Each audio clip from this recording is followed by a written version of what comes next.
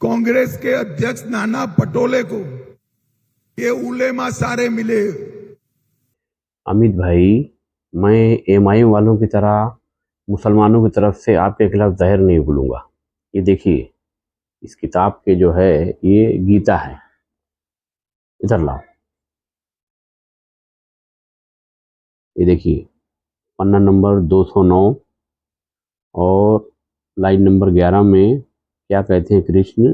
अय भरत, मैं सबसे आला, मैं ताकतवर लोगों की वो ताकत हूँ जो ख्वाहिश परस्ती, गुस्से और हवस से परे है। मैं मखलूक़ात की ऐसी ख्वाहिश हूँ जो दीन के खिलाफ नहीं है। अल्हम्दुलिल्लाह रब्बिल आलमीन। अमित भाई, आप जो है कांग्रेस बीजेपी के झगड़े में जो आप ये बात कह रहे हैं तमाम धर्म गुरुओं के बारे में, ये बहुत गलत बात है। कांग्रेस और बीजेपी के झगड़े में पूरे भारत का, चाहे मुस्लिम चाहे गैर मुस्लिम, का सत्यानाश हो रहा है। आप कहते हैं हमारे धर्म गुरुओं के बारे में कि कांग्रेस के पास गए भीख मांगने के लिए, हमको जो है पगार दो, ये दो, वगैरह वगैरह, गवर्नमेंट से चालू कराओ। मैं आपको बताना चाहता हूँ कि पूरी दुनिया का सबसे पहला समाज है मुसलमानों का कि हर मुस्लिम आलिम जितने कम पगार में, जितने कम पैसे में दिन में 5 बार नमाज पढ़ाना, जुम्मा की नमाज पढ़ाना वगैरह वगैरह करते हैं, कोई नहीं करता। हमारे आलिम दीन हमारे सर का ताज है।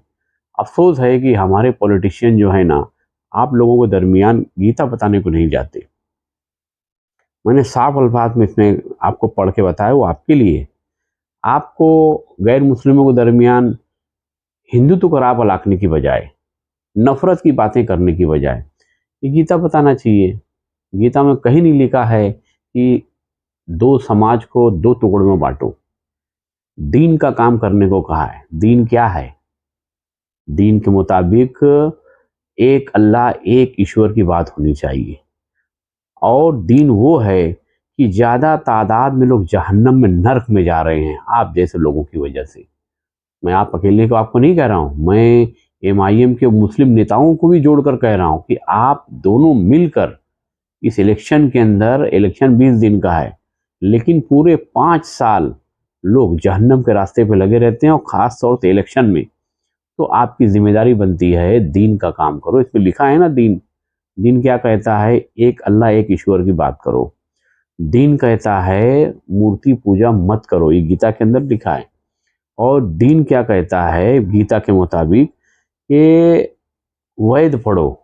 वेद में लिखा है ला इलाहा हरनी पापम इल्ला लंबा परम पदम जन्म वैकुंठ प्राप्ति नाम जपे मोहम्मदम सल्लल्लाहु अलैहि वसल्लम।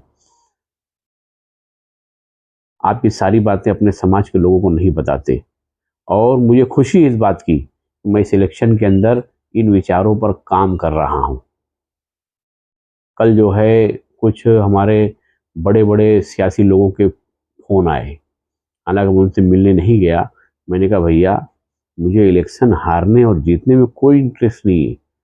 बोले आपके खिलाफ है ना, कल फतवा आने वाला है। लेकिन वो ईमानदार हैं, दयानतदार हैं।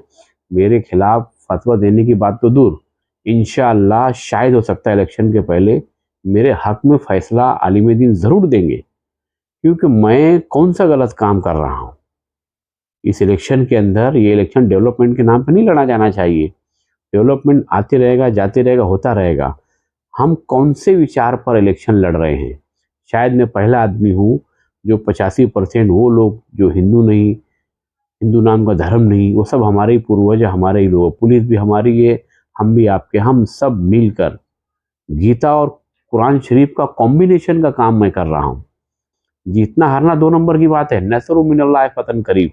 इस इलेक्शन में मैं उसी विचार पर लड़ रहा हूँ, और मुझे लोगों के दरमियान जाना पड़ रहा है। जैसे मैं जावेद दौलवी साहब के यहाँ गया, सलाम किया, उनके दरमियान चिल्ला चिल्ला के बोला। मैं रशीद ताहिर साहब के घर के पास गया, वहाँ भी चिल्ला चिल्ला के बोला। वहाँ पर आली जनाब याकूब दादा, जो बहुत ही अच्छे मुखलिस इंसान हैं, बेहतरीन मुसलमान हैं, वो वहाँ से गुजर रहे थे, उन्होंने पूरी बात मेरी सुनी। मैं जो है तलहा मोमिन साहब के इलाके में जाकर चिल्लाया।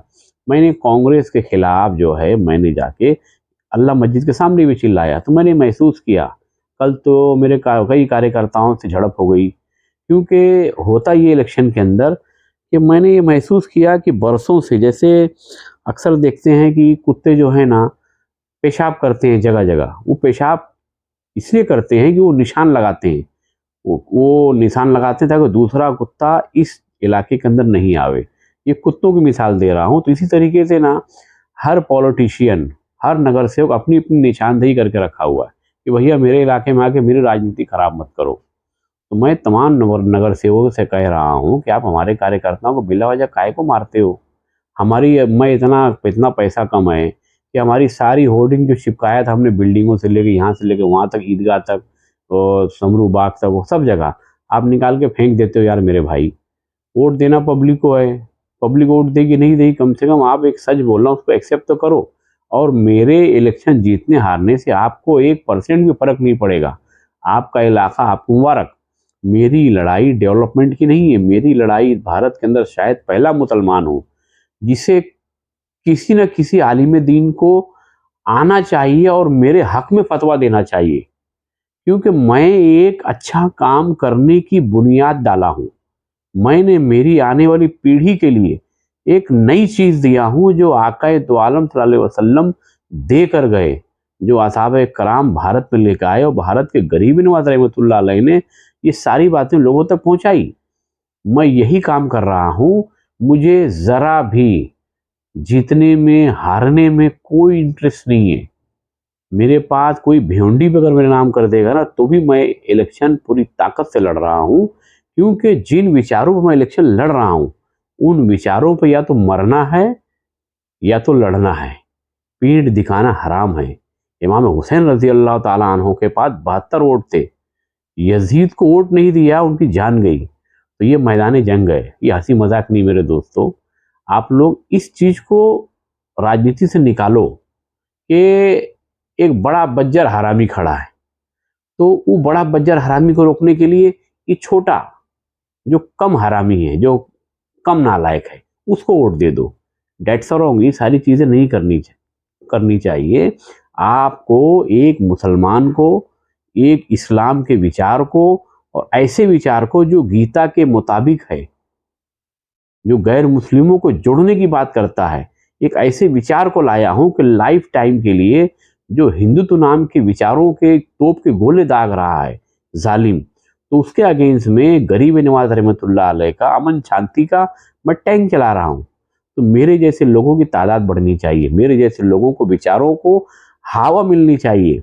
कल रात में मुझे धमकाया गया कि तुम्हारे खिलाफ फतवा हम ला रहे हैं, अगर तुम नहीं मानोगे तो तुम्हारे खिलाफ फतवा लाएंगे, तुम गली गली तुम्हारी तोड़ाई होगी, तुम्हारी धुलाई होगी, तुम मारे जाओगे, पीटे जाओगे। तो मैं आलिम दीन से पूरी उम्मीद रखता हूं कि आप मेरे खिलाफ भी फतवा देंगे ना तो भी मैं आपके फतवे की इज्जत करूंगा, आपकी इज्जत करूंगा, आपके खिलाफ नहीं बोलूंगा। क्योंकि डॉक्टर नूर और भिवंडी शहर के तमाम सियासतदान एक बात पर मुत्तफिक है, वो कहते हैं कि आलिम दीन को आप नहीं बोलने का। तो मैं नहीं बोलूंगा, मगर ये काम बंद नहीं करूंगा। पब्लिक मेरे को मारेगी, मेरे को तोड़ेगी, मेरी जान पर हमले होंगे, लेकिन ये काम मेरे खिलाफ फतवा आने के बाद भी जारी रखूंगा। और कुछ अहले सुन्नत वल जमात के लोग मेरे लिए खामोश है, जैसे मैं अशरफी हूँ, अशरफुल उलमा रहमतुल्लाह अलैह से मुरीद हूँ। तो अहले सुन्नत वल जमात के तमाम लोगों, आप अगर किसी और को जिताने के लिए फतवा दे सकते हो तो पूरे तरीके से आप आज़ाद हो। मैं आपके खिलाफ भी नहीं जाऊंगा, लेकिन मेरे काम है, मैं इसको करता रहूंगा। आप किसी और को जिताने के लिए फतवा दे सकते हो, मेरा लिहाज मत करो। मैं जो चीज़ लेकर चल रहा हूँ, ये मैं बीज बो रहा हूँ मेरे आने वाली पीढ़ी के लिए, मेरे आने वाले लोगों के लिए, मेरे आने वाले बच्चों के लिए। वो हुक्मरान बने, मजलूमों के लिए, जालिम के खिलाफ आवाज़ बने,